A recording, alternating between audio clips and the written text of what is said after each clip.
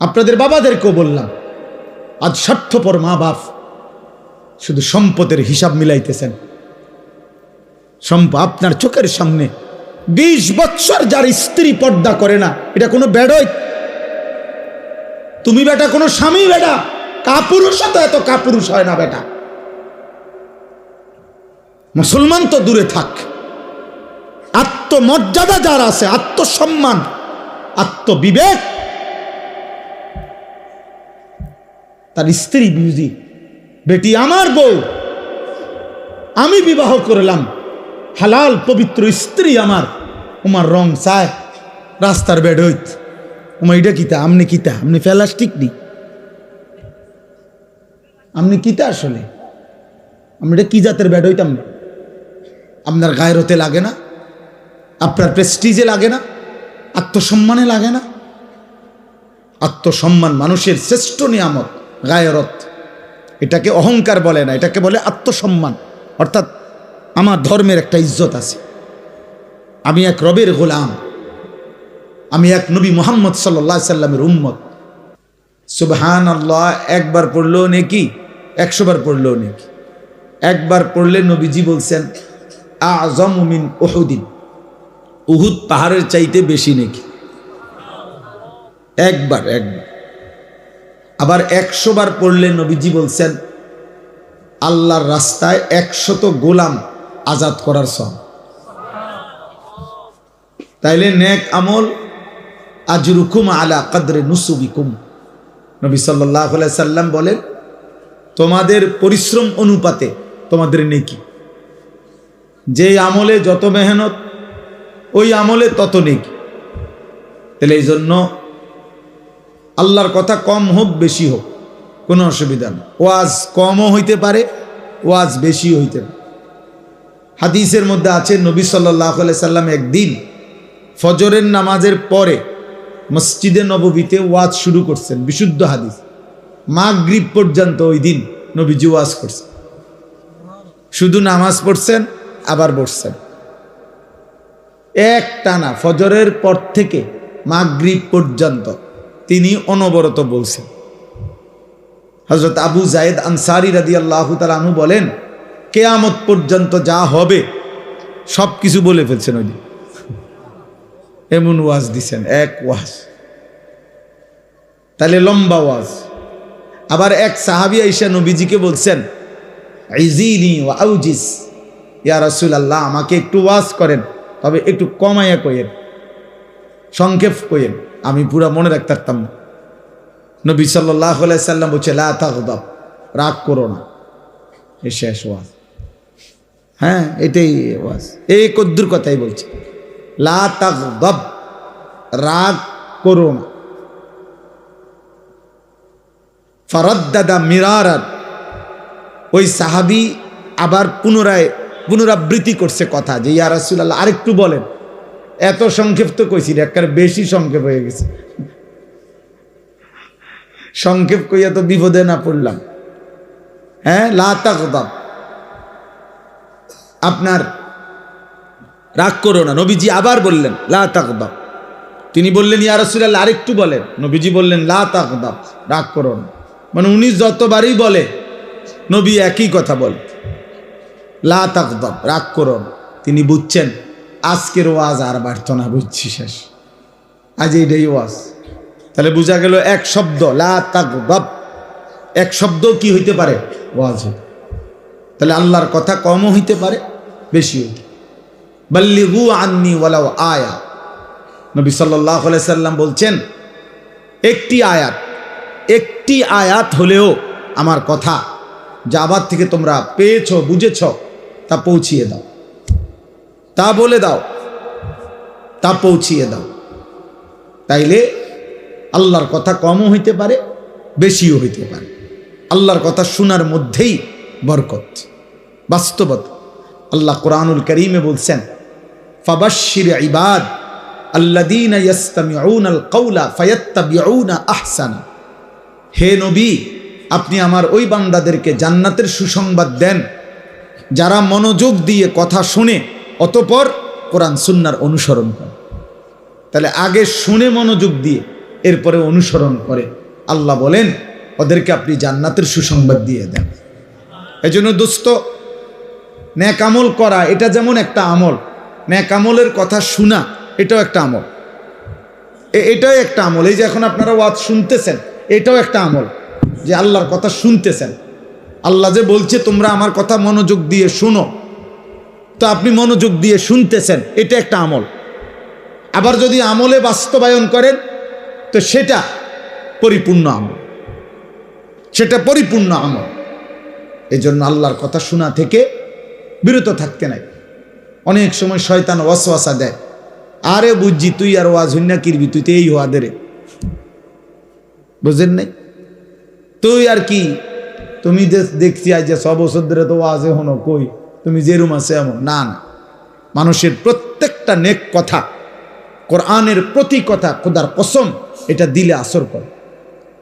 হয়তো গুনাহের কারণে এটা জ্বলে উঠতে পারতেছে না, কিন্তু কোনো একদিন আল্লাহ চাইলে এই সুপ্ত ঈমান, ভিতরের সামান্য বারুদ জ্বলে উঠবে একদিন।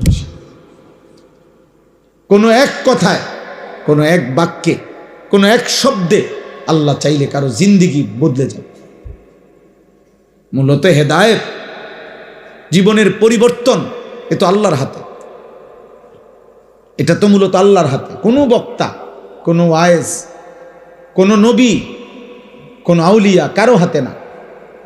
এজন্য নবীজি সাল্লাল্লাহু আলাইহি সাল্লাম নিজেই বলে নিতেন, আগে যখনই নসিহত করতেন, তো আমরা যে হুজুররা খুতবা পড়ি ওয়াজের শুরুতে বৈশা, আমরা একটা খুতবা পড়ি না যে এখন পড়লাম, আলহামদুলিল্লাহি নাহমাদুহু ওয়া নাস্তাঈনুহু ওয়া নাস্তাগফিরু, এটা কি খবরের কাগজ পড়ি নাকি?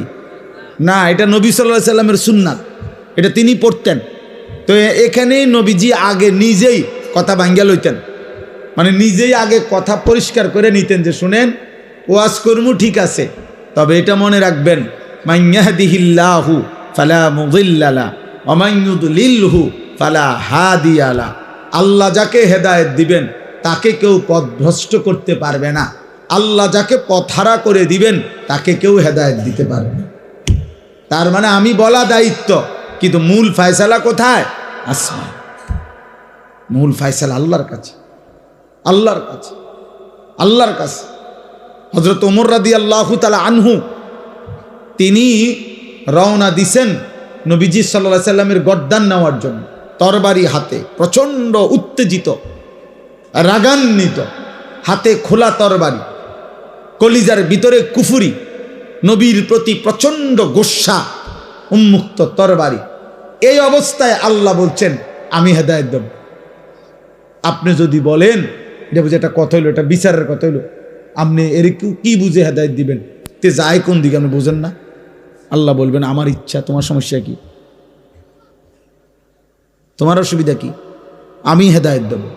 তো ঠিকই আল্লাহ এই চলার পথেই, ওই দিনেই, এই তরবারি হাতেই, এই রাগান্বিত অবস্থাতেই ওমরকে হেদায়েত দিছেন।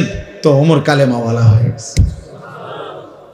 আবার আবু তালেব, নবীজির আপন চাচা, নবীর দাদা আব্দুল মুত্তালিব, তিনি ওনার হাতে তুলে দিয়ে গেছিলেন নবীজিকে, নবী সাল্লাল্লাহু আলাইহি সাল্লামকে 12 বছর বয়সে অথবা 8 বছর বয়সে, তো ধরে নিলাম 12 বছর। এই 12 বছর বয়সে নবীজির দাদা আব্দুল মুত্তালিব আবু তালেবের হাতে নবীজিকে তুলে দিছিলেন। বলছে আমার নাতি, বাবা হারা এতিম নাতি, তোমার হাতে তুলে দিলাম। আমার নাতির বাবা মারা গেছেন আব্দুল্লাহ, অতএব তুমি সন্তানের কাছে আমি আমার নাতিকে দিয়ে গেলাম। এই যে দিয়ে গেছে নবীজিকে আবু তালেবের হাতে, নবীজি সাল্লাল্লাহু আলাইহি সাল্লামের বয়স যখন 50, তখন আবু তালেব ইন্তেকাল করছে। তো 12 থেকে 50 মোট 38 বছর, এক টানা 38 বছর, প্রতিটা সুখে দুঃখে জীবনের 38 বছর এক টানা নবীজির পাশে ছিলেন, আদর করছেন, সোহাগ করছেন, আশ্রয় দিছেন, ভালোবাসা দিছেন, সার্বিক তদারকি করছেন এই আবু তালেব। এর মধ্যে ইসলাম প্রচারের পরেও আরো 10 বছর, কারণ নবীজির ইন্তেকাল, নবীজির বয়স যখন 50 তখন তিনি ইন্তেকাল করছেন। তাহলে নবীজি 40 বছর বয়সে কালেমার দাওয়াত শুরু করছেন, তাহলে তো এখানে আরো 10 বছর, মানে নবীজি ইসলামের দাওয়াত শুরু করছে যখন, তখনও উনি নবীজিরে পাইছে আরো 10 বছর, আগের 28 বছর, তাহলে 28 আর 10 এই 38 বছরের আদর সোহাগ, 38 বছরের এই ভালোবাসা, নবীজির পাশে থাকার পরেও আল্লাহ বলছে বন্ধু আমার বুঝে ধরে নাই, আমি চাইলাম না, আবু তালেবকে হেদায়েত দিলাম। আবু তালেব ঈমান আনে নাই, তাহলে বিষয়টা কার হাতে? নালে আবু তালেব 38 বছরের নবীজির পাশে ছিল, খামখেয়ালি কথা। অতএব এটা বোঝা উচিত, এটা বোঝা উচিত আমাদের দোস্ত। এই জন্য প্রত্যেকের প্রতি আমরা আশাবাদী। কে কখন বদলাবে, কে কখন আল্লাহর পথে আসবে, কে কখন আল্লাহর দ্বীনের জন্য জান প্রাণ কোরবানি করবে, সে রবের ফয়সালা। হতাশ হই না কখনোই। আমরা বুঝাইতে চেষ্টা করি, ধাক্কা দেই, প্রেসার দেই, প্রেরণা দেই, বলতে চেষ্টা করি বিভিন্ন ভাঙ্গিকে। বহু বক্তা, বহু আলেম, বহু উলামা, আউলিয়া নানাভাবে এক কথাই বলতে চেষ্টা করে যে হে আল্লাহর বান্দা, তুমি তোমার জীবনের উপরে রহম করো, হায়াতের কদর করো, তুমি তোমার আখিরাতকে সুন্দর করো, তোমার পরকাল তুমি সাজাও।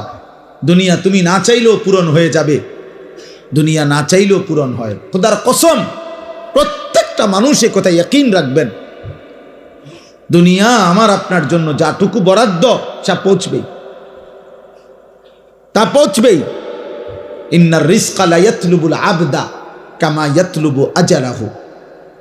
দোস্ত এটা মনে রাখবেন, জওয়ান ভাই তোমরা মনে রাখো, নবীজি বলছে উম্মত তোমাদের প্রত্যেককে তোমাদের রিজিক তালাশ করে নেবে ওইভাবে তোমাদের মৃত্যু তোমাদেরকে যেভাবে তালাশ করে নেয়। তুমি না চাইলেও যেমন মৃত্যু তোমার কাছে পৌঁছে যায়, তুমি না চাইলেও, তুমি না জানলেও তোমার রিজিক তোমার কাছে পৌঁছে যায়, তোমারে খুঁজে নিবে, রিজিক তোমাকেই খুঁজে নিবে। একজন মানুষ তার জীবনের যত অর্জন যা পায় তার জীবনের জন্য সব রিজিক। রিজিক শুধু বাতকে বলে না, ও যে ও ছোট বাচ্চা, ওনার সন্তান, তো ও রিজিক। হালাল পবিত্র স্ত্রী, এটা রিজিক। হ্যাঁ, মানে জীবনের যা কিছু আমরা পাইলাম আল্লাহর কাছ থেকে সব আমাদের রিজিক। রিজিক মানে শুধু বাত না, রিজিক মানে শুধু টাকা না। এক কথায় আমার যা অর্জন আল্লাহ দিয়েছেন সব রিজিক। আল্লাহ তাআলা নবী বলেন, আল্লাহি লা ইয়ামুতা নাফসান হাত্তা তাস্তাকমিলা রিজকাহা। আল্লাহর কসম, নবীজি বলেন কেউ একটি প্রাণ, একটি আত্মার মৃত্যু হবে না তার রিজিক পূর্ণ না করে, তার রিজিক পূর্ণ না করে।